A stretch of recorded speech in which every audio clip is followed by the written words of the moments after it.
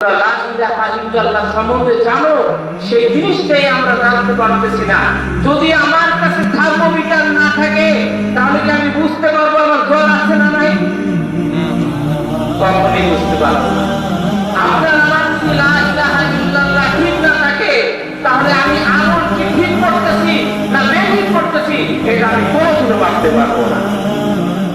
এই জন্যে আপনার আমার এই লা ইলাহা ইল্লাল্লাহ জানা লাগবে।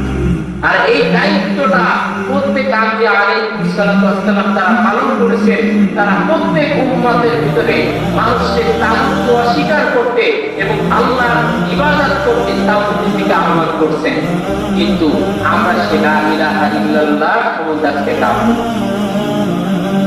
লা ইলাহা ইল্লাল্লাহ প্রথম নাম্বার রকমটা হলো তাওহীদকে অস্বীকার করা। লা ইলাহা তাওহীদকে অস্বীকার করা, ইল্লাল্লাহ আল্লাহর প্রতি ঈমান